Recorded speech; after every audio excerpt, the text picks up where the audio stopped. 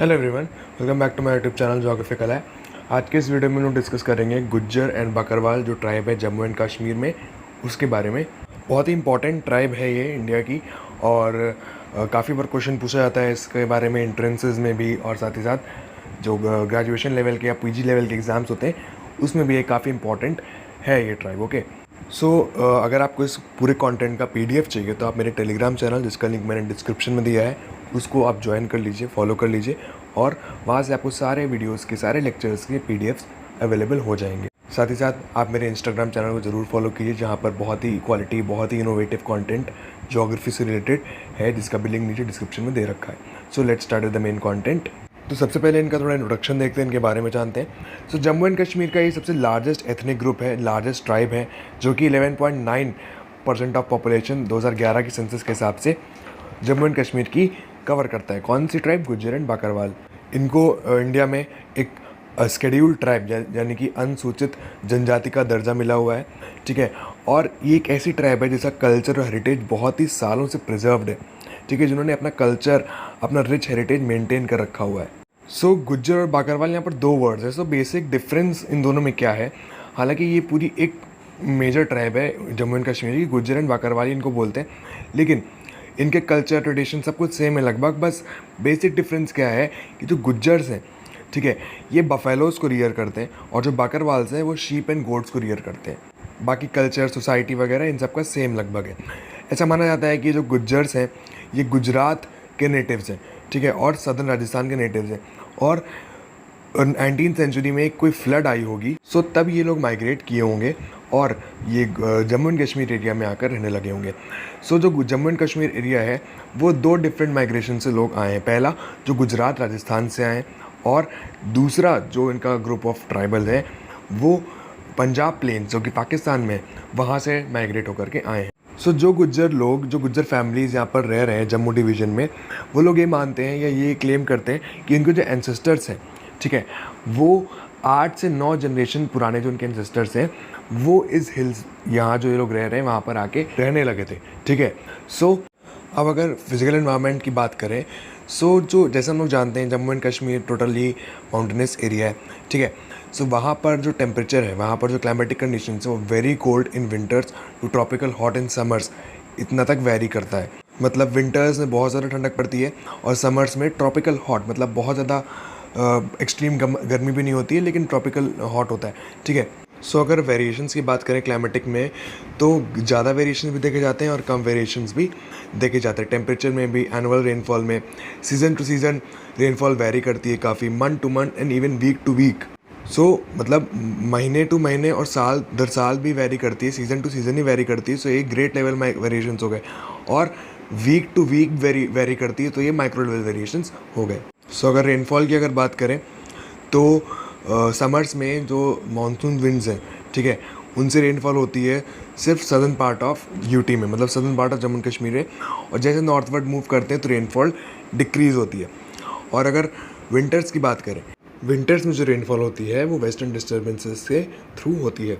उसके बाद विंटर्स में स्नोफॉल भी होती है, जो कि 1250 मीटर्स से ऊपर है, ठीक है, 1250 मीटर अबव मीन सी लेवल से हैं जो भी एरियाज़, वहाँ पर स्नोफॉल देखी जाती है। सो बेसिकली क्या होता है, ठंडक के टाइम में जो हाई माउंटेन्स हैं और जो पैस्चर्स होते हैं जहाँ पर ग्रेजिंग होती है वो स्नो से कवर होते हैं, और जो सदर्न हिल्स और वैलीज़ है वहाँ पर ग्रेजिंग के लिए कंडीशंस मिल जाती हैं। इस वजह से वो लोग नीचे माइग्रेट करके आ जाते हैं जो सदर्न पार्ट्स हैं, ठीक है। और समर्स में इसका उल्टा होता है कि जो आउटर हिल्स और वैलीज़ हैं, ठीक है, वहाँ पर काफ़ी ज़्यादा गर्मी पड़ती है, और जो हाइयर एल्टीट्यूड है, ठीक है, वहाँ पर नॉर्मल टेम्परेचर रहता है, ठीक है, एवरेज टेम्परेचर रहता है, तो जिसकी वजह से ये लोग फिर वापस चले जाते हैं। तो इसको भी हम लोग आगे देखते हैं, ये लोग जो सीजनल माइग्रेशन करते हैं उसके बारे में हम लोग आगे डिस्कस करते हैं। सो कुल मिला के ये फिजिकल एनवायरनमेंट हो गया कि वहाँ पर कैसे टाइप का क्लाइमेट पाया जाता है, हाई एल्टीट्यूड और लो एल्टीट्यूड दोनों जगह ये लोग रहते हैं। समर्स में मानसून्स और रेनफॉल होती है, और विंटर्स में वेस्टर्न डिस्टर्बेंसेस द्वारा। सो फर्दर देखें तो गुज्जर बकरवाल से ये नोमैडिक नेचर के, नोमैड्स मतलब क्या होते हैं, जिनका परमानेंट घर नहीं होता है, जो मूव करते रहते हैं एक जगह से दूसरी जगह, ठीक है।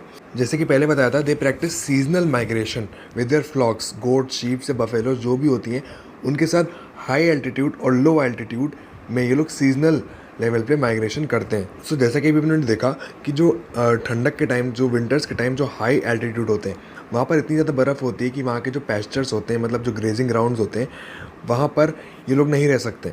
ठीक, सो इसलिए ठंडक में वो लोग लो एल्टीट्यूड वाले एरियाज़ में माइग्रेट कर जाते हैं। और फिर जो समर्स में जो लो एल्टीट्यूड्स होते हैं, यहाँ पर काफ़ी स्कॉर्चिंग हीट होती है, काफ़ी तेज़ गर्मी पड़ती है, तो ये लोग वापस अपने हाई एल्टीट्यूड पर चले जाते हैं अपने फ्लॉक्स के साथ। एंड इस प्रोसेस को या इस फिनोमेना को हम लोग ट्रांस ह्यूमन्स बोलते हैं।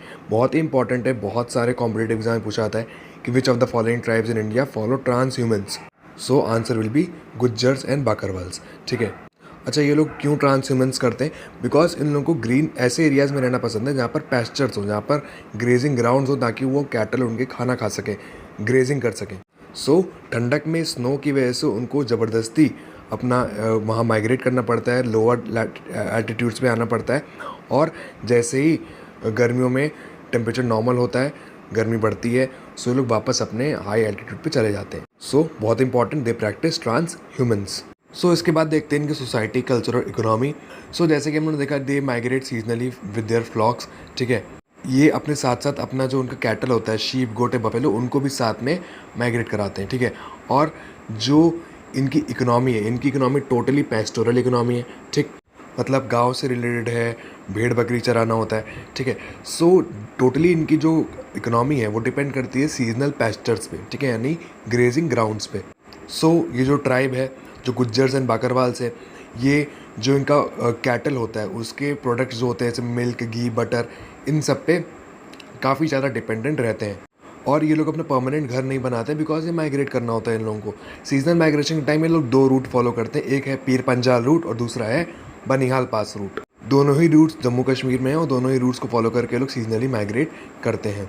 और क्योंकि हम लोग ये देखते हैं हर ट्राइब का एक पर्टिकुलर रिलीजन होता है, उस रिलीजन को फॉलो करते हैं। सो इनके भी ये भी काफ़ी रिलीजियस होते हैं, दे आर वेरी रिलीजियस। सो जो गुज्जर्स एंड बाकरवाल्स होते हैं, इनकी लाइफ काफ़ी ज़्यादा टफ है। ठीक है, सो अपनी इस मोनोटोनस लाइफ को ब्रेक करने के लिए ये लोग time to time community gatherings और हैप्पी ओकेजन्स के टाइम पे, ये मैरिज सेरेमनीज़ पे करते रहते हैं। और ये जितने भी सेरेमनीज़ हैं, ये उस पर्टिकुलर एरिया के जो रिलीजियस सेंट होता है उसके टॉम्ब पे किया जाता है। बिकॉज गुज्जर्स एंड बाकरवाल्स की मेजॉरिटी ऑफ रिलीजन इस्लाम है, सो दे प्रैक्टिस नमाज, जो कि इस्लाम में रिलीजियस प्रेयर होती है। ठीक है, और जो फ्राइडेज़ की प्रेयर होती हैं वो काफ़ी इंपॉर्टेंट होती हैं हर इस्लामिक पर्सन के लिए जो मुस्लिम को, इस्लाम को फॉलो करता है। ठीक है, गुज्जर्स और बाकरवाल्स की काफ़ी ऑर्गेनाइज सोशल लाइफ होती है। ये लोग अपने आप को 3 किनशिप क्लासेस में डिवाइड करते हैं। पहला एक हाउस होल्ड, जिसको ये लोग डेरा बोलते हैं। फिर लीनिएज होता है, जिसको ये लोग डाडा पोटर बोलते हैं। और क्लैन, जिसको ये लोग गोत्र बोलते हैं। सो किनशिप क्या होती है? जो रिश्तेदारी होती है। ठीक है, सो ईच कबीला और जो डेरा होता है उसका एक लीडर होता है, जिसको लोग मुकद्दम बोलते हैं। सो अगर हाउस होल्ड की बात करें या डेरा की बात करें, तो ये एक basic unit of social structure होता है। ठीक है, और किसी भी गुज्जर की शादी होने के बाद वो एक हाउस होल्ड बसा लेता है। ठीक है, जिसको ये लोग डेरा बोलते हैं। शादी होने के बाद वो एक अपना इंडिपेंडेंट हाउस होल्ड बनाता है। ठीक, और जो सन होता है, मतलब किसी भी जिसकी भी शादी होती है, जब शादी हो जाती है वो खुद का अपना एक फैमिली या डेरा जिसको बोलते हैं वो बना लेता है। हर घर में जो मेल होता है वो herding of cattle, flock, repairing of tools, equipments, hunting of wild animals, ये सब काम करते हैं। और जबकि फीमेल जो होती हैं वो ज़्यादातर कुकिंग, डोमेस्टिक वर्क जैसे cooking, drying of water, upbringing of children, collection of would और मेकिंग वुलन गारमेंट्स, इन सब कामों में इन्वॉल्व रहती हैं। सो इसके बाद अगर लीनिएज की बात करें, सो लीनिएज में काफ़ी नंबर ऑफ हाउस होल्ड जब एक साथ आ जाते हैं तो उसको एक लीनिएज बोलते हैं। ठीक, और जो पैस्चर्स होते हैं वो लीनिएज को अलॉट कर किए जाते हैं। मतलब जो ग्रेजिंग एरियाज़ हैं वो अलॉट होते हैं इन लीनिएजेस को, नॉट एक पर्टिकुलर हाउस होल्ड या पर्टिकुलर इंडिविजुअल को। ठीक है, एक लीनिएज में 150 से लेकर 200 तक आदमी हो सकते हैं। ठीक, लीनिएज में काफ़ी सारे जनरेशन्स होती हैं, includes cousins and distant relatives. So basically lineage एक ज़्यादा बड़ा टर्म है और काफ़ी सारे जब जो डेरा होते हैं या हाउस होल्ड होते हैं वो एक साथ मिला करके लीनिएज बनाते हैं। और जो लीनिएज होता है वो पर्टिकुलर एरिया का जो एडमिनिस्ट्रेटिव यूनिट भी होता है, और जो लीनिएज का लीडर होता है वो जितने भी सोशल, इकोनॉमिक, पॉलिटिकल एक्टिविटीज़ होती हैं यूनिट की, उसके लिए रिस्पॉन्सिबल होता है। जो हेडशिप होती है, मतलब जो एयर होता है थ्रोन का या पर्टिकुलर एरिया परिवार का, वो एल्डेस्ट सन को पास होता है आफ्टर डेथ ऑफ फादर। उसके बाद हम लोग ने लीनिएज देखा, अब क्लैन की बात करते हैं। सो क्लैन जो है ये एक मेजर बड़ा सोशल यूनिट है गुज्जर और बाकरवाल्स में, ठीक। और जो गुज्जर कम्युनिटी है या बाकरवाल कम्युनिटी है, ये काफ़ी सारे क्लैंस में डिवाइडेड है। और ये माना जाता है कि जितने भी मेंबर्स हैं एक पर्टिकुलर क्लैन के, वो एक ही कॉमन एंसेस्टर के डिसेंडेंट होते हैं, जिसको ये लोग क्लैन को मतलब जिसको हम लोग वंश बोल सकते हैं या गोत्र बोलते हैं ये लोग, ठीक है। सो जैसे बाकी ट्राइब में भी एक पर्टिकुलर गोत्र होता है या एक पर्टिकुलर कॉमन एंसेस्टर होता है, वैसे ही यहाँ पर भी होता है कि जितने भी लोग होंगे एक पर्टिकुलर वंश के, वो एक ही एंसेस्टर से बिलोंग करते होंगे, ठीक है। जनरली ये हिंदू कम्युनिटी से बोरो किया गया कॉन्सेप्ट है। बाकी गुज्जर्स, इनका एक काफ़ी इस्टेब्लिश्ड पंचायत सिस्टम है जिसको लोग जिरगा बोलते हैं, ठीक। और कोई भी डिस्प्यूट होता है तो उसको ये लोग आपस में सुलझा लेते हैं। और जैसे कि हम लोगों ने पहले डिस्कस किया कि गुज्जर बाकरवाल जो होते हैं, इसमें ज़्यादातर लोग जो हैं वो इस्लाम को फॉलो करते हैं और बेसिक प्रिंसिपल्स और जितने भी इस्लाम के कॉन्सेप्ट्स होते हैं या जो भी उनके रिचुअल्स होते हैं उनको ये लोग फॉलो करते हैं। बट एक एथनिक ग्रुप होने के नाते ये लोग कुछ अपने सेरेमनीज या अपने कस्टम्स भी या अपना फोक सिस्टम भी फॉलो करते हैं। अब इसके बाद अगर बात करें तो इनकी सोसाइटी काफ़ी एडवांस्ड है और विमेन की काफ़ी अच्छी पोजीशन पाई जाती है इनकी सोसाइटी में या गुज्जर बाकरवाल्स की सोसाइटी में। यहाँ पर विमेन और मेन को इक्वली ट्रीट किया जाता है। कोई भी यहाँ पर पाबंदी नहीं है कि वुमेन को नीचे माइग्रेट नहीं करना है इन लोगों के साथ, ऐसा कुछ नहीं है, ठीक। वुमेन साथ में ये लोग माइग्रेट करते हैं, फ्लॉक्स को वुमेन भी ले जाती हैं ग्रेजिंग के लिए। और जो जितने भी गुड्स होते हैं हाउस होल्ड नेचर के, वो सब वुमेन को परचेज करने होते हैं। लैंग्वेज की बात करें अगर, तो ये गुज्जर बाकरवाल्स लोग पंजाबी और कश्मीरी लैंग्वेज में बोल सकते हैं।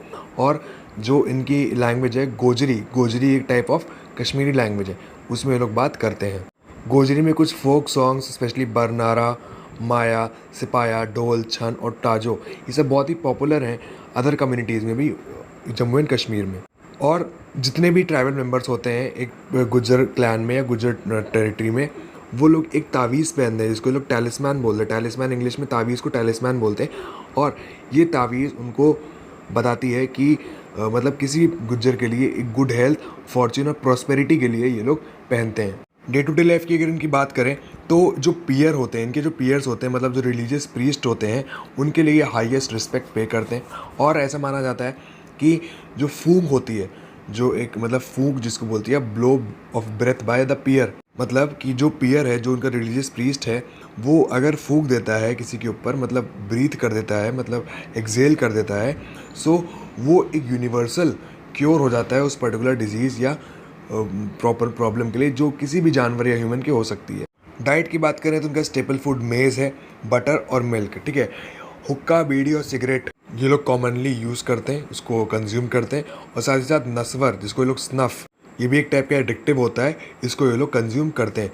और इनकी ट्राइब में जनरली पॉलीगैमी प्रैक्टिस करी जाती है। अभी मतलब एक मेल एक से ज़्यादा फीमेल से शादी कर सकता है। और गुज्जर और बाकरवाल की ट्राइब में अर्ली मैरिजेस बहुत ही कॉमन है, ठीक है। उसके बाद अगर हम लोग बात करें कि इनकी बहुत ही एक अच्छाई कि ये लोग फॉरगिव एंड फॉरगेट की पॉलिसी में बिलीव करते हैं, ठीक है। कोई भी इनके साथ कुछ ख़राब कर दे या इनको धोखा दे दे, इनको चीट कर ले, तो ये लोग उसको माफ़ कर देते हैं या फॉरगिव कर देते हैं। बिकॉज ये लोग मानते हैं कि एक डे ऑफ जजमेंट आएगा जिसमें जितने भी लोग गलत कर रहे हैं उनको एक साथ पनिशमेंट मिलेगी, ठीक है। सो ये लोग बिलीव करते हैं, they have a strong faith in the day of judgement concept, कि बहुत सारे हम लोग रिलीजन में देखते हैं कि there is a concept of day of judgement, कि ये लोग मानते हैं कि एक पर्टिकुलर दिन आएगा जब उस पर्टिकुलर इंसान का, ये लोगों का सारे पाप और पुण्य सब का हिसाब होगा, उन सब का हिसाब बराबर किया जाएगा। गुज्जर और बाकरवाल ट्राइब काफ़ी अच्छे हैं और ये लोग कभी भी देखे नहीं जाते कि लोग भीख मांगते, दे नेवर डू बेग, ठीक। और कभी भी मर्डर्स और लूट ये सब चीज़ें इनकी ट्राइब में नहीं की जाती हैं, ठीक है। बहुत ही सिंपल और बहुत ही डिग्निटी से ये लोग रहते हैं। और इनफैक्ट पूरे जम्मू एंड कश्मीर और लद्दाख एरिया के ये लोग प्राइड है, these are the glory and pride of the whole territory, ठीक है। सो बिकॉज ये लोग डिपेंड करते हैं milking animals, buffalo, sheep and goat अपनी लाइवलीहुड के लिए।